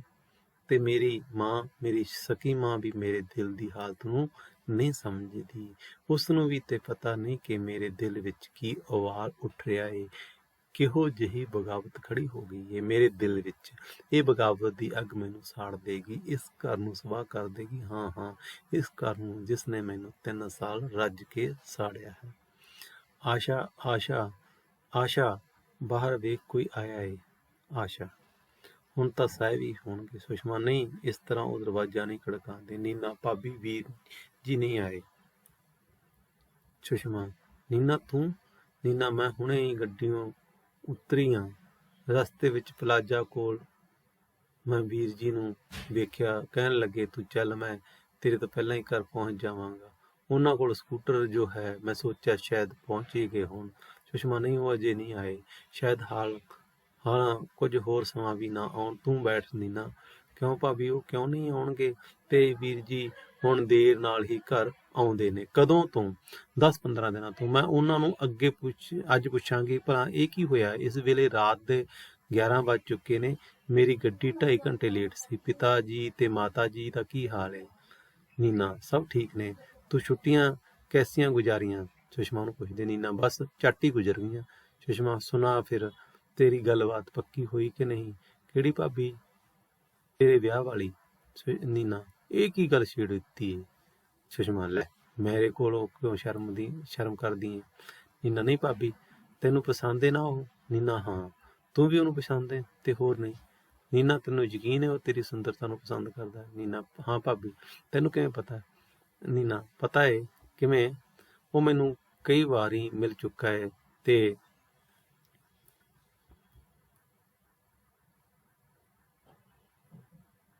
ਮੇਰੇ ਹੋਠਾਂ ਦੀਆਂ, ਮੇਰੀ ਗਰਦਨ ਦੀਆਂ ਲੱਖ ਲੱਖ ਸਿਫਤਾਂ ਕਰਦਾ ਹੈ। ਸੁਸ਼ਮਾ, ਫਿਰ ਠੀਕ ਹੈ ਨੀਨਾ, ਇਸ ਨੂੰ ਇਹ ਤੂੰ ਉਸ ਨਾਲ ਜ਼ਰੂਰ ਵਿਆਹ ਕਰ ਲੈ। ਫਿਰ ਤੂੰ ਉਸ ਨਾਲ ਜ਼ਰੂਰ ਵਿਆਹ ਕਰ ਲੈ। ਤੁਸੀਂ ਦੋਵੇਂ ਆਪਣੀ ਜ਼ਿੰਦਗੀ ਨੂੰ ਸਵਰਗ ਬਣਾ ਦਿਓਗੇ। ਨੀਨਾ, ਕਿਉਂ ਭਾਬੀ, ਤੁਹਾਡੀ ਜ਼ਿੰਦਗੀ? ਸੁਸ਼ਮਾ, ਸਾਡੀ ਜ਼ਿੰਦਗੀ ਨਹੀਂ। ਨੀਨਾ, ਕੀ ਹੋਇਆ ਹੈ ਤੁਹਾਡੀ ਜ਼ਿੰਦਗੀ ਨੂੰ? ਸੁਸ਼ਮਾ, ਕੁਛ ਨਹੀਂ, ਤੂੰ ਦੱਸ, ਮੈਂ ਸੋਹਣੀ ਨਹੀਂ? ਨੀਨਾ, ਭਾਬੀ, ਮੈਂ ਤਾਂ ਹਮੇਸ਼ਾ ਰਸ ਕਰਦੀ ਹਾਂ ਤੁਹਾਡੇ ਤੇ। ਹਾਏ, ਕਿਧਰੇ ਮੈਂ ਤੁਹਾਡੇ ਵਰਗੀ ਸੋਹਣੀ ਹੋਵਾਂ। ਸੁਸ਼ਮਾ, ਤੇਰੇ ਵੀਰ ਨੇ ਤਾਂ ਕਦੀ ਵੀ ਮੇਰੀ ਸੁੰਦਰਤਾ ਦੀ ਤਾਰੀਫ ਨਹੀਂ ਕੀਤੀ। ਕਿਉਂ? ਨੀਨਾ ਪੁੱਛਦੀ ਹੋਊਗੀ। ਸੁਸ਼ਮਾ, ਇਹ ਮੈਂ ਕੀ ਜਾਣਾ? ਨੀਨਾ, ਉਹਨਾਂ ਨੂੰ ਆਪਣੀਆਂ ਕਿਤਾਬਾਂ 'ਚੋਂ ਵਿਹਲ ਮਿਲੇ ਤਾਂ ਤਾਰੀਫ ਕਰਨਾ ਤੁਹਾਡੀ ਸੁੰਦਰਤਾ ਦੀ। ਸੁਸ਼ਮਾ, ਫਿਰ ਉਹ ਕਿਤਾਬਾਂ ਨਾਲ ਹੀ ਵਿਆਹ ਕਰ ਲੈਂਦੇ। ਮੇਰੇ ਨਾਲ ਵਿਆਹ ਕਰਨ ਦੀ ਕੀ ਲੋੜ ਸੀ? ਮੇਰੀ ਜ਼ਿੰਦਗੀ ਕਿਉਂ ਖਰਾਬ ਕੀਤੀ ਉਹਨਾਂ ਨੇ? ਆਖਰ ਮੈਂ ਉਹਨਾਂ ਦੀ ਪਤਨੀ ਹਾਂ। ਮੇਰੇ ਦਿਲ ਵਿੱਚ ਕੀ ਖਾਹਿਸ਼ਾਂ ਨੇ, ਅਰਮਾਨ ਨੇ। ਨੀਨਾ, ਤੁਹਾਡਾ ਦੋਹਾਂ ਦਾ ਜ਼ਰੂਰ ਕੋਈ ਝਗੜਾ ਹੋਇਆ ਜਾਪਦਾ। ਸੁਸ਼ਮਾ, ਇਹ ਝਗੜਾ ਤਾਂ ਜ਼ਰੂਰ ਇੱਕ ਦਿਨ ਹੋਣਾ ਹੀ ਸੀ ਨੀਨਾ। 3 ਸਾਲ ਮੈਂ ਦਿਲ ਤੇ ਪੱਥਰ ਰੱਖ ਕੇ ਸਬਰ ਕੀਤਾ ਏ। ਸੋਚਿਆ ਹੁਣ ਬੱਦਲ ਆਉਣਗੇ, ਹੁਣੇ ਵਰਖਾ ਹੋਏਗੀ। ਪਰ ਇਹ ਤਾਂ ਜ਼ਿੰਦਗੀ ਭਰ ਦੀ ਔੜ ਏ। ਇੱਥੇ ਤੇ ਕਿਸੇ ਤਰ੍ਹਾਂ ਸੜਨਾ ਪਏਗਾ, ਭੱਜਣਾ ਪਏਗਾ। ਨੀਨਾ, ਮੈਂ ਉਹਨਾਂ ਨੂੰ ਸਮਝਾਵਾਂਗੀ ਭਾਬੀ। ਸੁਸ਼ਮਾ, ਉਹ ਕਿੱਥੇ ਸਮਝਦੇ ਨੇ? ਉਹ ਤਾਂ ਹਰ ਵੇਲੇ ਮੈਨੂੰ ਮੂਰਖ, ਬੇਅਕਲ ਤੇ ਬੁੱਧੀਹੀਨ ਕਹਿਣ ਤੋਂ ਸਿਵਾ ਕੁਝ ਜਾਣਦੇ ਹੀ ਨਹੀਂ। ਉਹ ਤਾਂ ਕੋਈ ਇਹੋ ਜਿਹੀ ਪਤਨੀ ਚਾਹੁੰਦੇ ਨੇ ਜੋ ਉਹਨਾਂ ਨਾਲ ਕਿਤਾਬਾਂ ਪੜ੍ਹੇ, ਕਿਤਾਬਾਂ ਬਾਰੇ ਗੱਲਾਂ ਕਰੇ, ਤੇ ਮੈਂ ਉਹਨਾਂ ਨਾਲ ਪਿਆਰ ਦੀਆਂ ਗੱਲਾਂ ਕਰਨੀਆਂ ਚਾਹੁੰਦੀ ਹਾਂ। ਫਿਰ ਸਾਡੀ ਆਪਸ ਵਿੱਚ ਕਿਵੇਂ ਨਿਭ ਸਕਦੀ ਹੈ? ਨੀਨਾ, ਨਿਭ ਸਕਦੀ ਹੈ ਭਾਬੀ। ਸੁਸ਼ਮਾ, ਨਿਭ ਸਕਦੀ ਹੈ ਜੇ ਮੈਂ ਆਪਣੀ ਅਣਖ ਦਾ ਗਲਾ ਘੁੱਟ ਦਿਆਂ, ਆਪਣੇ ਸੁੰਦਰਤਾ ਦੀ ਤੁਹੀਨ ਬਰਦਾਸ਼ਤ ਕਰ ਲਵਾਂ। ਇਹ ਮੇਰੇ ਕੋਲ ਕਦੀ ਵੀ ਨਹੀਂ ਹੋ ਸਕਦਾ। ਮੈਂ ਆਪਣੀ ਸੁੰਦਰਤਾ ਦੀ ਇਸ ਹੇਠੀ ਨਾਲੋਂ ਇਸ ਨੂੰ ਹਮੇਸ਼ਾ ਲਈ ਖਤਮ ਕਰ ਦੇਣ ਨੂੰ ਵੀ ਵੱਧ ਚੰਗਾ ਸਮਝਦੀ ਹਾਂ। ਨੀਨਾ, ਇਹੋ ਜਿਹੀਆਂ ਗੱਲਾਂ ਨਾ ਕਰੋ ਭਾਬੀ। ਸੁਸ਼ਮਾ, ਨੀਨਾ, ਤੂੰ ਜਾ ਕੱਪੜੇ ਬਦਲ ਕੇ ਸੌਂ ਜਾ। ਤੇ ਤੁਸੀਂ? ਮੈਨੂੰ ਹਾਲਾਂ ਨੀਂਦ ਨਹੀਂ ਆਈ। ਨੀਨਾ, ਡਿੰਪੂ ਹੁਣ ਹੋਰ ਸ਼ਰਾਰਤੀ ਹੋ ਗਿਆ ਹੋਵੇਗਾ। ਨੀਨਾ, ਹਾਂ। ਸੁਸ਼ਮਾ, ਹਾਂ। ਨੀਨਾ, ਬਹੁਤ ਸ਼ਰਾਰਤੀ ਹੋ ਗਿਆ, ਤੈਨੂੰ ਤਾਂ ਬਹੁਤ ਯਾਦ ਕਰਦਾ। ਨੀਨਾ, ਅੱਛਾ, ਮੈਂ ਸੌਂਦੀ ਹਾਂ। ਸੁਸ਼ਮਾ, ਜੇ ਕੁਝ ਖਾਣਾ ਹੋਵੇ ਤਾਂ ਆਸ਼ਾ ਨੂੰ ਦੱਸ ਦੇਈਂ। ਨੀਨਾ, ਤੁਸੀਂ ਫਿਕਰ ਨਾ ਕਰੋ। ਸੁਸ਼ਮਾ, ਆਪਣੇ ਆਪ ਨਾਲ। ਨੀਨਾ, ਖੁਸ਼ਕਿਸਮਤ ਏ, ਉਸਦਾ ਹੋਣ ਵਾਲਾ ਪਤੀ ਉਸਦੀ ਸੁੰਦਰਤਾ ਦੀਆਂ ਸਿਫਤਾਂ ਕਰਦਾ, ਉਸਨੂੰ ਪਿਆਰ ਕਰਦਾ ਹੈ। ਪਰ ਮੇਰਾ ਵਿਪਨ ਮੇਰੀ ਸੁੰਦਰਤਾ ਦੀ ਹੇਠੀ ਕਰਦਾ ਹੈ, ਮੇਰੇ ਵਕਾਰ ਨੂੰ ਸੱਟ ਲਾਉਂਦਾ ਹੈ। ਮੈਂ ਆਪਣੀ ਸੁੰਦਰਤਾ ਦੀ ਹੇਠੀ ਨਹੀਂ ਬਰਦਾਸ਼ਤ ਕਰ ਸਕਦੀ। ਸ਼ੀਸ਼ੇ ਵੱਲ ਨੂੰ ਜਾਂਦੀ ਹੋਈ, ਇਹ ਸੁੰਦਰਤਾ ਨੇ ਮੇਰੀਆਂ ਅੱਖਾਂ ਨੀਵੀਆਂ ਕੀਤੀਆਂ ਨੇ, ਮੈਨੂੰ ਸ਼ਰਮਸ਼ਾਰ ਕੀਤਾ ਹੈ। ਮੈਂ ਇਸ ਸੁੰਦਰਤਾ ਨੂੰ ਖਤਮ ਕਰ ਦਿਆਂਗੀ, ਤਬਾਹ ਕਰ ਦਿਆਂਗੀ। ਵਿਪਨ ਦੀ ਤਸਵੀਰ ਕੋਲ ਆਉਂਦੀ ਹੈ। ਵਿਪਨ, ਤੈਨੂੰ ਇਹ ਸੁੰਦਰਤਾ ਨਹੀਂ ਚਾਹੀਦੀ ਨਾ? ਇਹ ਸੁੰਦਰਤਾ ਹੁਣ ਹਮੇਸ਼ਾ ਲਈ ਮੇਰੇ ਕੋਲ ਅਲੱਗ ਹੋ ਜਾਵੇਗੀ। ਤੈਨੂੰ ਤਾਂ ਕੋਈ ਫਿਰ ਫਰਕ ਨਹੀਂ ਨਾ ਪਏਗਾ। ਜੇ ਸੁੰਦਰਤਾ ਤੈਨੂੰ ਨਹੀਂ ਖਿੱਚ ਸਕਦੀ, ਮੈਂ ਉਸ ਨੂੰ ਕੀ ਕਰਨਾ ਹੈ? ਮੈਂ ਇਹੋ ਜਿਹੀ ਸੁੰਦਰਤਾ ਨੂੰ ਕੀ ਕਰਨਾ ਹੈ? ਮੈਂ ਇਹਨਾਂ ਲੰਮੇ ਬਾਲਾਂ ਨੂੰ, ਇਹਨਾਂ ਅੱਖਾਂ ਨੂੰ, ਇਸੇ ਚਿਹਰੇ ਨੂੰ ਭੱਠੀ ਵਿੱਚ ਪਾਣਾ ਹੈ। ਇਹ ਮੇਰੇ ਕਿਸੇ ਕੰਮ ਨਹੀਂ। ਇਹ ਜੋ ਤੇਰੇ ਦਿਲ ਵਿੱਚ ਪਿਆਰ ਦਾ ਜਜ਼ਬਾ ਨਹੀਂ ਜਗਾ ਸਕੇ, ਜੋ ਤੇਰੇ ਅਰਮਾਨ, ਤੇਰੀਆਂ ਖਵਾਹਿਸ਼ਾਂ ਨੂੰ ਨਹੀਂ ਹਿਲਾਉ ਸਕੇ। ਦਰਵਾਜ਼ਾ ਖੜਕਦਾ ਹੈ, ਕੁੰਡੀ ਖੋਲੀ ਆਸ਼ਾ ਖੋਲਦੀਆਂ ਬੀਬਾ ਜੀ। ਸੁਸ਼ਮਾ, ਹੁਣ ਜ਼ਰੂਰ ਵਿਪਨ ਨੇ ਦਰਵਾਜ਼ਾ ਖੜਕਾਇਆ। ਮੈਂ ਕਿਉਂ ਐਵੇਂ ਜਾਗ ਰਹੀ ਹਾਂ? ਉਸਨੇ ਤਾਂ ਮੇਰੇ ਨਾਲ ਕੋਈ ਗੱਲ ਵੀ ਨਹੀਂ ਕਰਨੀ। ਚਲੋ ਨਾ ਕਰੇ, ਮੈਂ ਕੋਈ ਉਹਦੀ ਗੱਲਾਂ ਦੀ ਭੁੱਖੀ ਹਾਂ। ਆਸ਼ਾ, ਸਾਹਿਬ ਆ ਗਏ ਬੀਬੀ ਜੀ। ਸੁਸ਼ਮਾ, ਮੈਂ ਕਿਹਾ ਵਿਪਨ ਕੀ ਹੈ? ਸੁਸ਼ਮਾ, ਨੀਨਾ ਆਈ ਹੈ। ਵਿਪਨ, ਮੈਨੂੰ ਪਤਾ ਹੈ। ਸੁਸ਼ਮਾ, ਬੀਜ ਜੀ ਵੀ ਆਏ ਨੇ। ਵਿਪਨ, ਕਿਉਂ? ਸੁਸ਼ਮਾ, ਐਵੇਂ ਮਿਲ ਨਹੀਂ ਆਏ ਨੇ। ਵਿਪਨ ਕਿੱਥੇ ਨੇ? ਸੁਸ਼ਮਾ, ਸੌਂ ਗਏ ਨੇ। ਵਿਪਨ, ਨੀਨਾ ਵੀ ਸੌਂ ਗਈ ਹੋਵੇਗੀ। ਸੁਸ਼ਮਾ, ਹਾਂ। ਤੂੰ ਕਿਉਂ ਨਹੀਂ ਸੁੱਤੀ? ਸੁਸ਼ਮਾ, ਤੁਹਾਡਾ ਇੰਤਜ਼ਾਰ ਕਰ ਰਹੀ ਸਾਂ। ਵਿਪਨ, ਕਿਉਂ? ਸੁਸ਼ਮਾ, ਸੋਚਿਆ ਸ਼ਾਇਦ ਤੁਹਾਨੂੰ ਮੇਰੀ ਲੋੜ ਹੋਵੇ। ਵਿਪਨ, ਮੈਨੂੰ ਤੇਰੀ ਕੀ ਲੋੜ ਹੋ ਸਕਦੀ ਹੈ ਸੁਸ਼ਮਾ? ਮੈਨੂੰ ਯਕੀਨ ਹੋ ਚੁੱਕਾ ਹੈ ਕਿ ਤੂੰ ਮੇਰਾ ਕੁਝ ਨਹੀਂ ਸਵਾਰ ਸਕਦੀ। ਸੁਸ਼ਮਾ, ਮੈਂ ਵੀ ਹੁਣ ਚੰਗੀ ਤਰ੍ਹਾਂ ਜਾਣ ਚੁੱਕੀ ਹਾਂ ਵਿਪਨ ਕਿ ਤੁਹਾਨੂੰ ਮੇਰੀ ਕੋਈ ਲੋੜ ਨਹੀਂ। ਮੇਰੀ ਜਵਾਨੀ, ਸੁੰਦਰਤਾ ਸਭ ਵਾਧੂ ਚੀਜ਼ਾਂ ਨੇ ਤੁਹਾਡੇ ਲਈ। ਵਿਪਨ, ਚੰਗਾ ਹੈ ਤੂੰ ਛੇਤੀ ਹੀ ਜਾਣ ਗਈ ਹੈ। ਸੁਸ਼ਮਾ, ਹੁਣ ਇਹ ਵਾਧੂ ਚੀਜ਼ਾਂ ਤੁਹਾਡੇ ਕੋਲ ਨਹੀਂ ਰਹਿਣਗੀਆਂ। ਵਿਪਨ, ਇਹ ਡਰਾਵੇ ਨੂੰ ਤੂੰ ਬੜੀ ਵਾਰ ਦੇ ਚੁੱਕੀ ਹੈ। ਮੈਂ ਤੇ ਤੈਨੂੰ ਕਈ ਵਾਰ ਹੱਥ ਜੋੜ ਕੇ ਕਹਿ ਚੁੱਕਾ ਕਿ ਮੇਰਾ ਪਿੱਛਾ ਛੱਡ, ਮੈਂ ਇਕੱਲਾ ਰਹਿਣਾ ਚਾਹੁੰਦਾ, ਪਰ ਤੂੰ ਕਿੱਥੇ ਮੈਨੂੰ ਛੱਡਦੀ ਹੈ। ਹੁਣ ਤੂੰ ਆਪਣੀ ਮਾਂ ਨੂੰ ਵੀ ਬੁਲਾ ਲਿਆ ਮੈਨੂੰ ਸਮਝਾਉਣ ਲਈ। ਸੁਸ਼ਮਾ, ਮੈਂ ਵੀ ਜੀ ਨੂੰ ਬਿਲਕੁਲ ਨਹੀਂ ਬੁਲਾਇਆ। ਸੁਸ਼ਮਾ, ਵਿਪਨ, ਮੈਂ ਸੱਚ ਕਹਿਣੀ ਆ। ਵਿਪਨ ਕਹਿੰਦਾ, ਮੈਂ ਜਾਣਦਾ ਉਹ ਆਪਣੇ ਆਪ ਨਹੀਂ ਆਏ। ਸੁਸ਼ਮਾ, ਵਿਪਨ, ਮੈਂ ਸੱਚਮੁੱਚ ਕਹਿਣੀ ਆ, ਮੈਂ ਉਹਨਾਂ ਨੂੰ ਨਹੀਂ ਬੁਲਾਇਆ। ਉਹਨਾਂ ਨੂੰ ਸਾਡੀ ਗਵਾਂਢਣ ਅੰਮ੍ਰਿਤਸਰ ਮਿਲੀ ਸੀ। ਗਵਾਂਢਣ ਨੇ ਉਹਨਾਂ ਨੂੰ ਕੀ ਕਿਹਾ? ਸੁਸ਼ਮਾ, ਇਹੋ ਕਿ ਸਾਡੇ ਘਰ ਵਿੱਚ ਹਮੇਸ਼ਾ ਝਗੜਾ ਰਹਿੰਦਾ। ਵਿਪਨ, ਗਵਾਂਢਣ ਨੂੰ ਇਸ ਝਗੜੇ ਦਾ ਕਿਵੇਂ ਪਤਾ ਲੱਗ ਗਿਆ? ਤੁਹਾਡੀ ਉੱਚੀ ਆਵਾਜ਼ ਤਾਂ ਅੱਧੇ ਮੀਲ ਤੱਕ ਕੱਪੜਦੀ ਹੈ। ਵਿਪਨ, ਜਿੰਨੀ ਦੇਰ ਤੂੰ ਮੇਰੇ ਸਾਹਮਣੇ ਰਹੇਂਗੀ ਇਹ ਆਵਾਜ਼ ਹੋਰ ਉੱਚੀ ਹੁੰਦੀ ਜਾਵੇਗੀ, ਕਿਉਂਕਿ ਹੁਣ ਉੱਚੀ ਬੋਲਣ ਤੋਂ ਬਿਨਾਂ ਮੇਰੇ ਕੋਲ ਕੋਈ ਰਸਤਾ ਨਹੀਂ ਗਿਆ। ਸੁਸ਼ਮਾ, ਤੁਹਾਨੂੰ ਮੇਰੇ ਤੇ ਜ਼ਰਾ ਤਰਸ ਨਹੀਂ ਆਉਂਦਾ? ਵਿਪਨ, ਮੂਰਖ ਇਨਸਾਨ ਉੱਤੇ ਤਰਸ ਕਰਨ ਵਾਲਾ ਵੀ ਕੋਈ ਮੂਰਖ ਹੀ ਹੋ ਸਕਦਾ ਹੈ। ਸੁਸ਼ਮਾ, ਤੁਹਾਨੂੰ ਆਪਣੀ ਅਕਲ ਤੇ ਬੁੱਧੀ ਉੱਤੇ ਬਹੁਤ ਮਾਣ ਹੈ। ਵਿਪਨ, ਤੇ ਤੇਰੀ ਬੁੱਧੀਹੀਨਤਾ ਤੇ ਬੇਅਕਲੀ ਨਾਲ ਸਖਤ ਕਰਨਾ ਵੀ ਹੈ। ਵਿਪਨ, ਸੁਸ਼ਮਾ, ਮੈਨੂੰ ਵੀ ਕਿਸੇ ਚੀਜ਼ ਉੱਤੇ ਓਨਾ ਹੀ ਮਾਣ ਸੀ ਜਿੰਨਾ ਤੁਹਾਨੂੰ ਆਪਣੀ ਬੁੱਧੀ ਤੇ ਅਕਲ ਤੇ। ਮੇਰੀ ਸੁੰਦਰਤਾ ਤੇ ਜਵਾਨੀ ਦਾ ਤੁਸੀਂ ਨਰਾਦਰ ਕੀਤਾ ਹੈ। ਇਸ ਹੱਦ ਤੱਕ ਨਰਾਦਰ ਕੀਤਾ ਹੈ ਕਿ ਮੈਂ ਮਜਬੂਰ ਹੋਣਾ ਪੈ ਰਿਹਾ ਹੈ ਆਪਣੀ ਸੁੰਦਰਤਾ ਨੂੰ ਹਮੇਸ਼ਾ ਲਈ ਖਤਮ ਕਰ ਦੇਣ ਤੇ। ਵਿਪਨ, ਮੈਨੂੰ ਤੇਰੀ ਸੁੰਦਰਤਾ ਜਾਂ ਜਵਾਨੀ ਵਿੱਚ ਕੋਈ ਦਿਲਚਸਪੀ ਨਹੀਂ। ਸੁਸ਼ਮਾ, ਮੈਂ ਵੀ ਕਹਿ ਸਕਦੀ ਹਾਂ ਕਿ ਮੈਨੂੰ ਤੁਹਾਡੀ ਬੁੱਧੀ ਤੇ ਅਕਲ ਵਿੱਚ ਤਾਂ ਵੀ ਦਿਲਚਸਪੀ ਨਹੀਂ, ਪਰ ਨਹੀਂ, ਮੈਂ ਇਸ ਤਰ੍ਹਾਂ ਦੀ ਨੀਵੀਂ ਗੱਲ ਨਹੀਂ ਕਰਾਂਗੀ। ਮੇਰੀ ਦਿਲ ਵਿੱਚ ਅਜੇ ਵੀ ਤੁਹਾਡੇ ਲਈ ਇੱਜ਼ਤ ਹੈ। ਵਿਪਨ, ਮੈਨੂੰ ਇਹ ਇੱਜ਼ਤ ਨਹੀਂ ਚਾਹੀਦੀ। ਮੈਂ ਇੱਕ ਮੂਰਖ ਦੇ ਦਿਲ ਵਿੱਚ ਆਪਣੇ ਲਈ ਇੱਜ਼ਤ ਪੈਦਾ ਕਰਕੇ ਜਰਾ ਵੀ ਖੁਸ਼ ਨਹੀਂ। ਜੇ ਤੂੰ ਮੇਰੇ ਲਈ ਸੰਬੰਧ ਤੋੜਨੇ ਚਾਹੁੰਦੀ ਹੈ ਤਾਂ ਮੈਨੂੰ ਜ਼ਰਾ ਵੀ ਅਫਸੋਸ ਨਹੀਂ। ਸੁਸ਼ਮਾ, ਤੁਸੀਂ ਮੁੜ ਮੈਨੂੰ ਇਹ ਕਿਉਂ ਆਖੀ ਜਾਂਦੇ ਹੋ ਮੈਂ ਇਹ ਘਰ ਛੱਡ ਕੇ ਚਲੀ ਜਾਵਾਂ? ਵਿਪਨ, ਕਿਉਂਕਿ ਮੈਂ ਤੰਗ ਆ ਚੁੱਕਾ ਹਾਂ ਤੇਰੇ ਕੋਲੋਂ। ਮੈਂ ਤੈਨੂੰ ਖਰਚ ਦੇਣ ਲਈ ਤਿਆਰ ਹਾਂ, ਤੂੰ ਕਿਸੇ ਹੋਰ ਥਾਂ ਜਾ ਕੇ ਰਹੇ। ਤੇਰੀ ਗੈਰ ਹਾਜ਼ਰੀ ਵਿੱਚ ਮੈਂ ਕੁਝ ਪੜ੍ਹ ਤਾਂ ਸਕਾਂਗਾ, ਕੁਝ ਲਿਖ ਤਾਂ ਸਕਾਂਗਾ। ਵਿਪਨ ਕਹਿੰਦਾ ਇਹ ਗੱਲਾਂ। ਸੁਸ਼ਮਾ ਕਹਿੰਦੀ, ਵਿਪਨ, ਮੈਂ ਵੀ ਤੁਹਾਡੇ ਜਿੰਨਾ ਪੜ੍ਹੀ ਹੋਈ ਹਾਂ। ਖੈਰ, ਬੜੀ ਆਸਾਨੀ ਨਾਲ ਨੌਕਰੀ ਮਿਲ ਸਕਦੀ ਹੈ, ਤੁਹਾਡੇ ਖਰਚ ਦੀ ਮੁਹਤਾਜ ਨਹੀਂ। ਪਰ ਇੰਨੀ ਮੈਂ ਤੁਹਾਨੂੰ ਦੱਸ ਦਿਆਂ ਕਿ ਮੈਂ ਘਰ ਛੱਡ ਕੇ ਜਾਣ ਵਾਲੀ ਨਹੀਂ। ਮੈਂ ਇੱਥੇ ਹੀ ਰਹਾਂਗੀ, ਸਾਰੀ ਜ਼ਿੰਦਗੀ ਇੱਥੇ ਹੀ ਰਹਾਂਗੀ। ਵਿਪਨ, ਫਿਰ ਮੈਂ ਇਹ ਘਰ ਛੱਡ ਕੇ ਚਲਾ ਜਾਵਾਂਗਾ। ਸੁਸ਼ਮਾ, ਅੱਗੇ ਕਿਹੜਾ ਤੁਸੀਂ ਇਸ ਘਰ ਵਿੱਚ ਰਹਿੰਦੇ ਹੋ? ਪਤਾ ਨਹੀਂ ਕਿੱਥੇ ਜਾਂਦੇ ਹੋ। ਵਿਪਨ, ਮੇਰੀ ਜਿੱਥੇ ਮਰਜ਼ੀ ਜਾਵਾਂਗਾ, ਤੂੰ ਮੈਨੂੰ ਰੋਕਣ ਵਾਲੀ ਕੌਣ ਹੈ? ਹੁਣ ਕਿਰਪਾ ਕਰਕੇ ਥੋੜ੍ਹੀ ਦੇਰ ਵਾਸਤੇ ਮੈਨੂੰ ਇਕੱਲਿਆਂ ਛੱਡ, ਮੈਂ ਬਹੁਤ ਪਰੇਸ਼ਾਨ ਹਾਂ। ਸੁਸ਼ਮਾ, ਹੁਣ ਤੁਸੀਂ ਕਦੇ ਵੀ ਪਰੇਸ਼ਾਨ ਨਹੀਂ ਹੋਇਆ ਕਰੋਗੇ ਤੇ ਨਾ ਹੀ ਮੈਂ ਹੋਵਾਂਗੀ। ਵਿਪਨ, ਤੈਨੂੰ ਕਾਹਦੀ ਪਰੇਸ਼ਾਨੀ ਹੈ? ਸੁਸ਼ਮਾ, ਇਹ ਵੀ ਤੁਹਾਨੂੰ ਅਜੇ ਨਹੀਂ ਪਤਾ ਲੱਗੇਗਾ। ਮੈਨੂੰ ਪਤਾ ਲਾਉਣ ਦੀ ਲੋੜ ਵੀ ਨਹੀਂ। ਚੰਗਾ, ਤੁਸੀਂ ਇਕੱਲੇ ਬੈਠੋ, ਮੈਂ ਚੱਲਦੀ ਹਾਂ। ਸੁਸ਼ਮਾ ਅੰਦਰ ਚਲੀ ਜਾਂਦੀ ਹੈ ਤੇ ਵਿਪਨ ਕਿਤਾਬਾਂ ਫਰੋਲਦਾ ਹੈ। ਵਿਪਨ ਇੱਕ ਕਿਤਾਬ ਵਿੱਚੋਂ ਪੜ੍ਹਦਾ ਹੈ, ਜੇ ਪਤੀ ਤੇ ਪਤਨੀ ਦੇ ਇੱਕੋ ਜਿਹੇ ਸੁਪਨੇ ਹੋਣ, ਇੱਕੋ ਜਿਹੀਆਂ ਸੋਚਾਂ, ਇੱਕੋ ਜਿਹੇ ਵਿਚਾਰ, ਇੱਕੋ ਜਿਹੀਆਂ ਖਵਾਇਸ਼ਾਂ ਹੋਣ ਤਾਂ ਘਰ ਸਵਰਗ ਬਣ ਜਾਂਦਾ ਹੈ। ਦੋਹਾਂ ਦਾ ਇੱਕੋ ਜਿਹਾ ਬੌਧਿਕ ਪੱਧਰ ਹੋਵੇ ਤਾਂ ਉਹ ਰਲ ਕੇ ਜ਼ਿੰਦਗੀ ਦੀ ਹਰ ਸਮੱਸਿਆ ਨੂੰ ਹੱਲ ਕਰ ਸਕਦੇ ਨੇ। ਹਰ ਕਦਮ ਉੱਤੇ ਵਿਚਾਰ ਵਟਾਂਦਰਾ ਕਰਕੇ ਜ਼ਿੰਦਗੀ ਦਾ ਪੰਧ ਸੁਖਾਲਾ ਕਰ ਸਕਦੇ ਨੇ।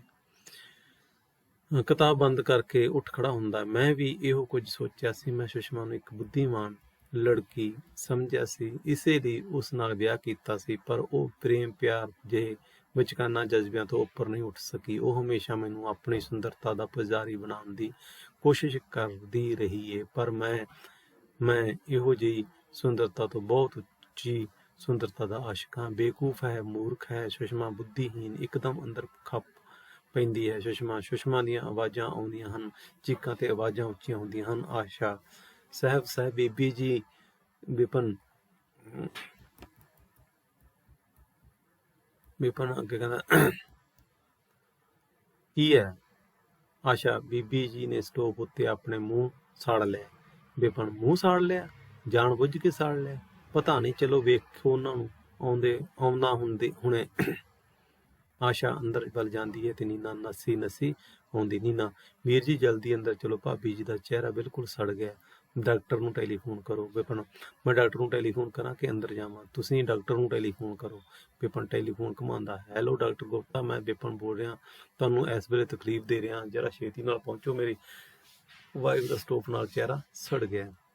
ਨੀਨਾ ਕਿੰਨੀ ਦੇਰ ਵਿੱਚ ਆਏਗਾ ਡਾਕਟਰ? 2 ਮਿੰਟ ਦਾ ਰਸਤਾ ਹੈ ਉਹਦਾ। ਨੀਨਾ ਤੁਸੀਂ ਅੰਦਰ ਚਲੋ ਨਾ ਵੀਰ ਜੀ, ਕੋਈ ਜ਼ਿਆਦਾ ਭੈੜੀ ਹਾਲਤ ਤੇ ਨਹੀਂ ਸੁਸ਼ਮਾ ਦੀ। ਨੀਨਾ ਮੈਂ ਕਹਿ ਰਹੀ ਹਾਂ, ਉਹਨਾਂ ਦਾ ਸਾਰਾ ਚਿਹਰਾ ਸਟੋਪ ਦੀ ਅੱਗ ਨਾਲ ਝੁਲਸ ਗਿਆ। ਵਿਪਨ ਫਿਰ ਮੇਰਾ ਅੰਦਰ ਜਾਣਾ ਜ਼ਰੂਰੀ ਹੈ? ਤੁਹਾਨੂੰ ਹੋ ਕੀ ਗਿਆ ਵੀਰ ਜੀ? ਭਾਬੀ ਦੀ ਹਾਲਤ ਸਖਤ ਖਰਾਬ ਹੈ, ਛੇਤੀ ਚੱਲੋ। ਬੀਜੀ ਕੀ ਕਹਿੰਦੇ ਹੋਣਗੇ? ਵਿਪਨ ਬੀਜੀ ਸਭ ਕੁਝ ਜਾਣਦੇ ਨੇ, ਇਸ ਵੇਲੇ ਇਹੋ ਜਿਹੀਆਂ ਗੱਲਾਂ ਸੋਚਣ ਦਾ ਸਮਾਂ ਨਹੀਂ ਵੀਰ ਜੀ। ਅੱਛਾ ਨੀਨਾ ਵੀਰ ਜੀ ਤੁਸੀਂ ਸੋਚਦੇ ਕੀ ਪਏ ਹੋ? ਕੁਝ ਨਹੀਂ, ਅੰਦਰ ਚਲੇ ਜਾਂਦਾ, ਤੂੰ ਇੱਥੇ ਡਾਕਟਰ ਨੂੰ ਵੇਖ। ਨੀਨਾ ਆਪਣੇ ਆਪ ਨਾਲ ਵੀਰ ਜੀ ਨੂੰ ਹੋ ਕੀ ਗਿਆ?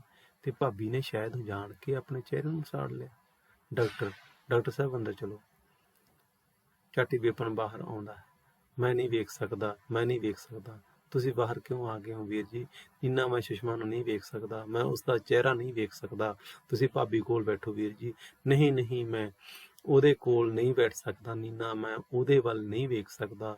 ਉਹ ਪਛਾਣੀ ਨਹੀਂ ਜਾਂਦੀ ਨੀਨਾ, ਪਤਾ ਹੀ ਨਹੀਂ ਲੱਗਦਾ ਕਿ ਉਹ ਸੁਸ਼ਮਾ ਹੈ। ਨੀਨਾ ਸੁਸ਼ਮਾ ਕਿੰਨੀ ਸੋਹਣੀ ਸੀ, ਕਿੰਨੀ ਪਿਆਰੀ ਸੀ ਉਹਦੀ ਸ਼ਕਲ।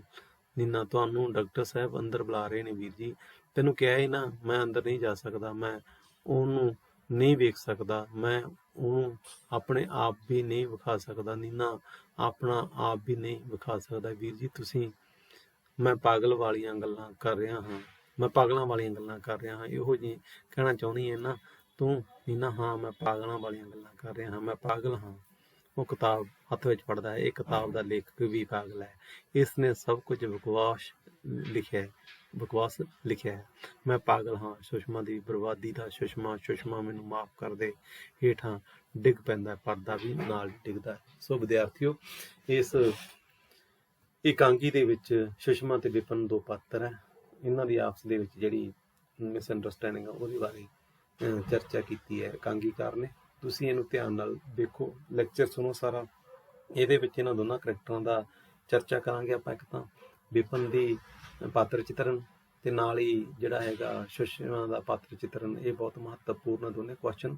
ਇਹਨਾਂ ਦਾ ਪਾਤਰ ਚਿੱਤਰਨ ਤੁਹਾਨੂੰ ਅਲੱਗ-ਅਲੱਗ ਲਿਖਣਾ ਹੋਊਗਾ। ਤੁਸੀਂ ਪਹਿਲਾਂ ਸੁਸ਼ਮਾ ਦੇ ਜਿਹੜੇ ਸੁਭਾਅ ਦੇ, ਉਹਦੀ ਸੁੰਦਰਤਾ ਦੀ, ਉਹਦੀ ਨੇਚਰ ਦੀ ਗੱਲ ਕਰਨੀ ਹੋਊ। ਫਿਰ ਤੁਸੀਂ ਵਿਪਨ ਦੀ, ਉਹਦੇ ਸੁਭਾਅ ਦੀ, ਉਹਦੇ ਨੇਚਰ ਦੀ ਤੇ ਉਹਦੇ ਕੰਮ ਦੀ ਗੱਲ ਕਰਨੀ ਹੋਊਗੀ। ਤੇ ਨਾਲ ਹੀ ਉਹਨਾਂ ਦੋਨਾਂ ਦਾ ਕੰਪੈਰੀਜ਼ਨ ਵੀ ਅਸੀਂ ਕਰ ਸਕਦੇ ਹਾਂ। ਨਾਲ ਹੀ ਇਹਦੇ ਵਿੱਚ ਛੋਟੇ ਕੁਐਸਚਨ ਵੀ ਇਸ ਤਰ੍ਹਾਂ ਵੀ ਇਸ ਇਕਾਂਗੀ ਦੇ ਵਿੱਚ ਇਕਾਂਗੀਕਾਰ ਕਹਿਣਾ ਕੀ ਚਾਹੁੰਦਾ? ਇਕਾਂਗੀਕਾਰ ਇਹ ਕਹਿਣਾ ਚਾਹੁੰਦਾ ਹੈਗਾ ਕਿ ਜਿਹੜੇ ਪਰਿਵਾਰਕ ਮਸਲੇ ਹੈਗੇ ਆ ਨਾ, ਜਾਂ ਜਿਹੜੀਆਂ ਆਪਸ ਦੇ ਵਿੱਚ ਅੰਡਰਸਟੈਂਡਿੰਗ ਹੈਗੀ ਹੈ, ਉਹਨਾਂ ਮਸਲਿਆਂ ਨੂੰ ਤੁਸੀਂ ਕਿਤੇ ਨਾ ਕਿਤੇ ਆਪਸ ਦੇ ਵਿੱਚ ਗੱਲਬਾਤ ਦੇ ਨਾਲ ਠੀਕ ਲੈਵਲ 'ਤੇ ਲਿਜਾ ਸਕਦੇ ਹੋ। ਇੱਕ ਵਿਦਿਆਰਥੀਓ, ਇਸ ਇਕਾਂਗੀ ਦੇ ਵਿੱਚ ਜਿਹੜੇ ਦੋਨੇ ਪਾਤਰ ਹੈ ਇਹਨਾਂ ਨੂੰ ਕਰੋਗੇ ਤੁਸੀਂ ਸੁਰਜੀਤ ਸੇਠੀ ਦੀ ਪੰਜਾਬੀ ਸਾਹਿਤ ਨੂੰ ਦੇਣ, ਉਹਦੇ ਬਾਰੇ ਵੀ ਤੁਸੀਂ ਧਿਆਨ ਨਾਲ ਕਰ ਲਿਓ। ਸੋ ਇਹਨਾਂ ਦੋਨਾਂ ਗੱਲਾਂ ਤੋਂ ਇਲਾਵਾ ਇਸ ਦਾ ਜਿਹੜਾ ਵਿਸ਼ਾ ਵਸਤੂ ਹੋਊਗਾ, ਉਸ ਵਿਸ਼ੇ ਵਸਤੂ ਨੂੰ ਵੀ ਤੁਸੀਂ ਧਿਆਨ ਨਾਲ ਦੇਖ ਲਿਓ, ਤਾਂ ਕਿ ਤੁਹਾਡੇ ਜਿਹੜੇ ਸੰਭਾਵੀ ਪ੍ਰਸ਼ਨ ਹੋਣਗੇ ਉਹਨਾਂ ਦੇ ਆਨਸਰ ਤੁਸੀਂ ਸਹੀ ਢੰਗ ਨਾਲ ਦੇ ਸਕੋ। ਅੱਜ ਦਾ ਲੈਕਚਰ ਆਪਾਂ ਇੱਥੇ ਹੀ ਖਤਮ ਕਰਦੇ ਹਾਂ। ਆਉਣ ਵਾਲੇ ਦਿਨਾਂ ਦੇ ਵਿੱਚ ਅਗਲੀਆਂ ਇਕਾਂਗੀਆਂ ਦੇ ਬਾਰੇ ਆਪਾਂ ਚਰਚਾ ਕਰਾਂਗੇ।